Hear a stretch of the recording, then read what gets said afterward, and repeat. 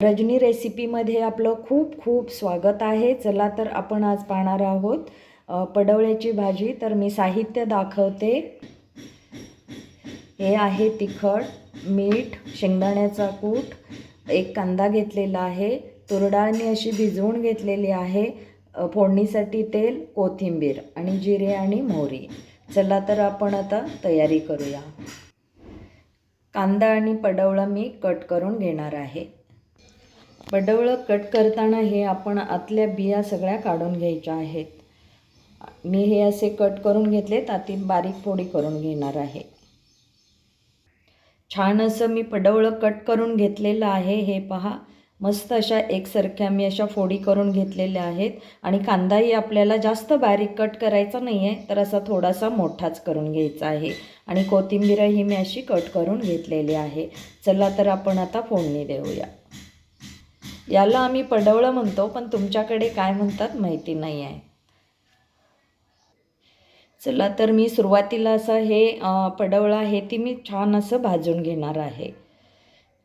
कढई आपण गॅसवरती ठेवलेली आहे, तर मी आता गॅस लावून घेते।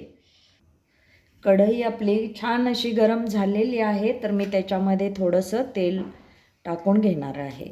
आपल्याला भाजण्यासाठी लागणार आहे पडवळं, म्हणून मी थोडंसंच तेल असं टाकलेलं आहे। छान असं भाजून घ्यायचं आहे, टेस्ट याची छान येते। खूप छान अशी भाजी होते, तर तुम्ही एकदा नक्की करून पहा। आणि कमी साहित्यामध्ये ही भाजी होणारी आहे। पडवळं आता मार्केटला खूप आलेलं आहे, तर तुम्ही एकदा नक्की करून पहा। खूप छान अशी भाजी होते। पडवळ आपलं भाजून झालेलं आहे। हे पहा, असे डाग पडेपर्यंत आपल्याला भाजायचे आहे। चला तर मी हे काढून घेते। पडवळ भाजल्यामुळे कढई थोडी लाल झालेली आहे, तर त्याच्यातच आपण आता फोडणीसाठी तेल टाकणार आहोत। तेल आपलं छान गरम झालेलं आहे, तर त्याच्यामध्ये मी थोडीशी मोहरी टाकून घेणार आहे। मोहरी छान तडतडली की मी थोडेसे जिरे टाकणार आहे। जिरे टाकून झाले की आपल्याला हे कांदा कट केलेला त्याच्यामध्ये टाकायचा आहे। लसूण टाकायची गरज नाही आहे, कांद्यानंच टेस्ट छान येते। कांद्याच्या फोडणीमध्ये आपल्याला थोडीशी कोथिंबीरही टाकायची आहे। खूप छान टेस्ट येते, एकदा नक्की करून पहा। आवाज थोडासा माझा बसलेला आहे, सॉरी। खमंग असा वास सुटलेला आहे कोथिंबीर आणि कांद्याचा। मस्त अशी भाजी होते, एकदा नक्की करून पहा। मस्त कांदा आपला असा परतून झालेला आहे, तर मी त्याच्यामध्येच आता हे पडवळ भाजून घेतलेलं टाकणार आहे। त्याच्यामध्ये हळदही आपल्याला थोडीशी टाकायची आहे, कलर छान येतो।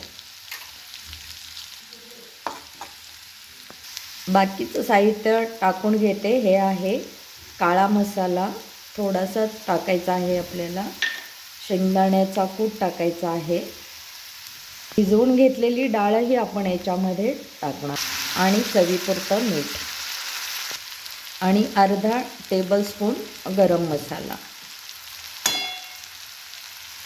एवढ्याच साहित्यात खूप छान अशी ही भाजी होते, एकदा नक्की करून पहा। आणि आपण कट करून घेतलेली सगळ्यात शेवटी ही कोथिंबीर टाकणार आहोत।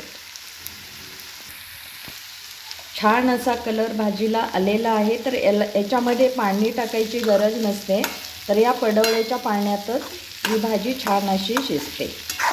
चला तर मी आता हे 1-2 मिनटं झाकून ठेवते। हे पहा, खूप छान अशी आपली भाजी बनून तयार आहे।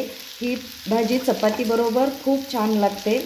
आवडली तर लाईक सबस्क्राईब नक्की करा। चला तर भेटूया दुसऱ्या रेसिपीमध्ये, तोपर्यंत नमस्कार।